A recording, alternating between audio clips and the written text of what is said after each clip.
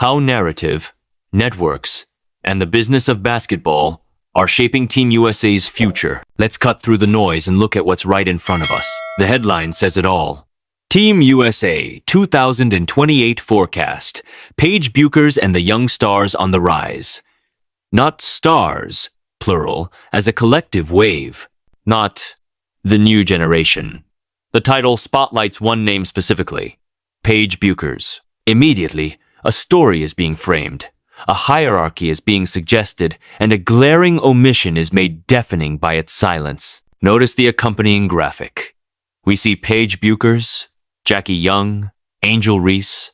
Notice who is absent. It's the player who, in 2024, didn't just enter the WNBA, but seismically shifted its landscape.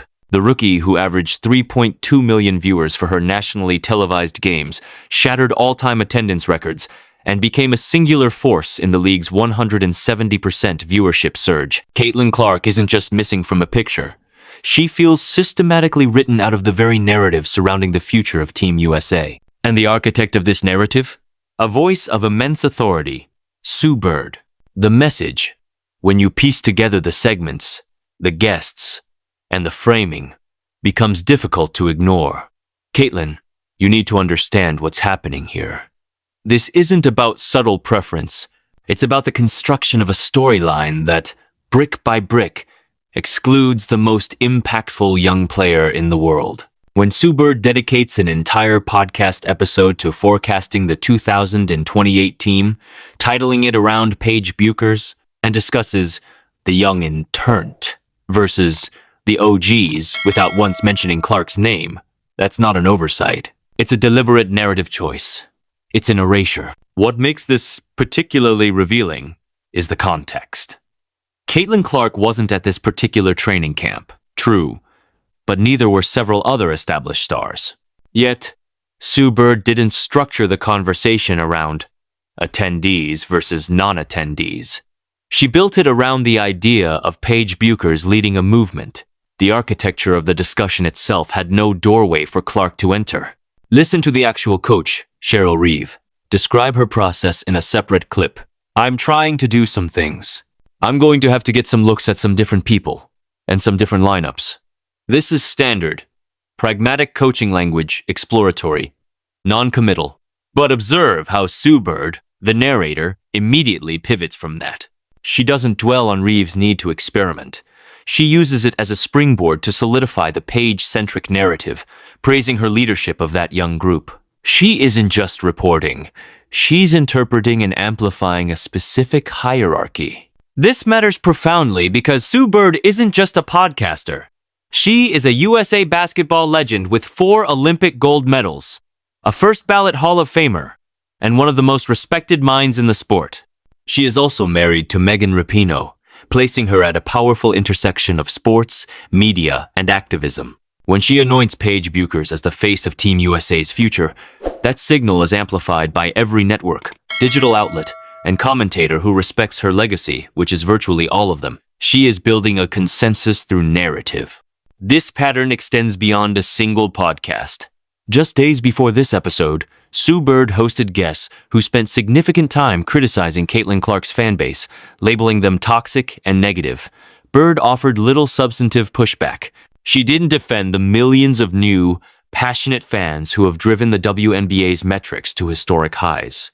She let stand a narrative that Caitlin Clark imported a problem rather than an unprecedented opportunity.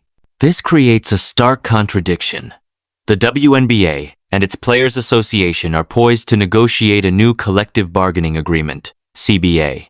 Their central argument for higher salaries, better revenue sharing, and improved conditions will be the massive growth in viewership, attendance, and mainstream relevance in 2024. They will point to the numbers and say, "See, the value is here. Pay us accordingly." But they cannot, in the same breath, dismiss or diminish the primary engine of that growth. You cannot leverage a phenomenon while refusing to credit its catalyst. It is an untenable and frankly bad faith bargaining position. Now, let's delve into the undercurrents, the unspoken connections that fuel this narrative framing. It's the UConn pipeline. Sue Bird is a UConn legend, Paige Bueckers is the current UConn superstar. Diana Taurasi, who has been openly dismissive of Clark's professional transition and impact, is a UConn icon. Brianna Stewart, who has made nuanced but pointed comments about earning your way, is a UConn great. This isn't a conspiracy. It's a network, a powerful, elite, and deeply bonded one. Like any such network, it protects its own, celebrates its lineage, and can view outsiders with instinctive skepticism. Caitlin Clark did not come through this system. She built her legend at the University of Iowa, a program without a modern national championship, under a coach, Lisa Bluter, who operated outside the East Coast media machinery. She achieved her status not through the traditional anointing of the women's basketball establishment, but through a combination of transcendent skill, audacious play, and a direct, viral connection with fans. She proved you don't need the UConn stamp to become the face of the sport. That, more than anything else, is the perceived threat. It's not about her personality. It's about her pathway. She disrupted the traditional power structure.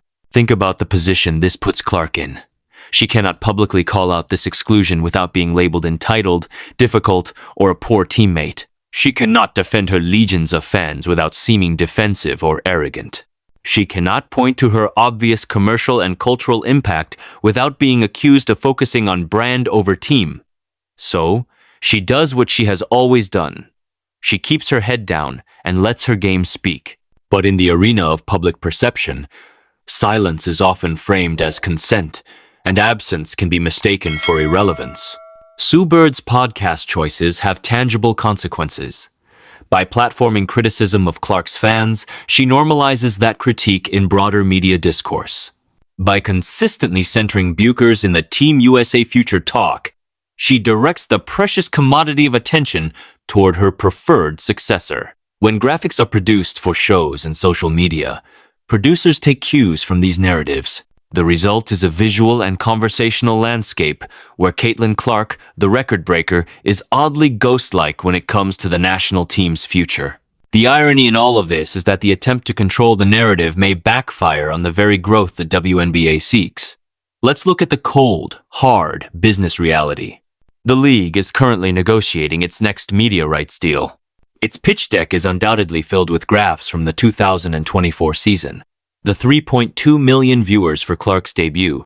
The Fever Games averaging 1.84 million viewers, outpacing many previous playoff games. The 48% spike in attendance.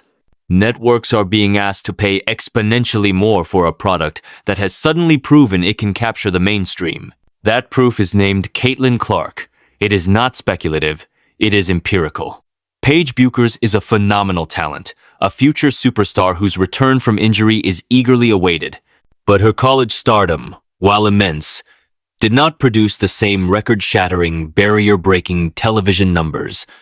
Her professional impact remains a projection. Sue Bird is attempting, through the power of narrative, to will that projection into a preordained reality, to anoint the face before she has fully claimed the space in the professional arena. This conflict is about more than just two talented young players. It is a clash of philosophies about the sport itself. Sue Bird's legendary career was built on being the ultimate facilitator, the poised, cerebral point guard who made everyone better, who prioritized system and sacrifice. It's a beautiful, team-first philosophy. Caitlin Clark's game is that of the revolutionary shot maker, the gravitational force, the logo hunter, the high-volume creator who takes over games. She's Stephen Curry, not Chris Paul. Her style, her confidence, and her sheer statistical dominance challenge established notions of how women should play unapologetically assertive, centrally dominant, and statistically gargantuan. When Clark broke the all-time NCAA scoring record, she did so by taking shots at a volume and distance that some in the old guard deemed excessive for a woman. She played with a swagger that read as arrogance to those who value deference. And then, she backed it all up by filling football stadiums for her college games and becoming the only reason many casual fans tuned into the WNBA. She didn't ask for permission. She didn't wait her turn. She arrived and instantly became the sun around which the basketball solar system began to orbit. That is what the established network struggles to assimilate. So, what happens next? Watch closely as we move toward the 2028 Olympics. Observe who is featured in Team USA promotional materials, who is interviewed as the voice of the new generation, who gets credit for ushering in a new era. If the current narrative holds, it will be Paige Bueckers. Not solely because of merit, though she has plenty, but because she fits a pre-existing story about lineage, proper pedigree, and the right way to ascend. But narratives, no matter how powerfully pushed, eventually collide with reality. And reality is measured in ratings, ticket sales, and jersey revenue. Fans are not beholden to insider networks or media consensus. They vote with their attention and their wallets. They connected with Caitlin Clark's authenticity, her breathtaking skill, and her visible joy. If the institutional voices of the sport spend the next few years trying to sideline or soft-pedal her significance in favor of a more acceptable narrative, they risk alienating the very audience they so desperately need to grow. The WNBA stands at a historic crossroads. One path embraces the player who has already delivered explosive, measurable growth, building the league's future around its most potent cultural force. The other path attempts to reroute that energy toward a player who represents the traditional, insider-approved succession plan. The first strategy capitalizes on a once-in-a-generation momentum. The second is a gamble that the establishment's narrative can override the audience's clear preference. Sue Bird's recent choices, the podcast titles, the framed discussions, the tolerated criticisms reveal which path she is advocating. It is a path that values institutional control, traditional pathways, and a specific basketball ethos. It is a choice to try and shape the storm rather than to sail with it. However, the final word won't come from a podcast, a graphic, or a network pipeline. It will come from the numbers on a Nielsen report, the sold-out signs at arenas across the country, and the undeniable force of a public that has already made its choice abundantly clear. Caitlin Clark isn't just a part of the WNBA's future. Her impact defines its present, and no amount of narrative shaping can change a reality that millions of fans are already watching and voting for every single night. The question for the league, its veterans, and its storytellers is simple. Will you listen to the story you want to tell, or the one the world is already watching?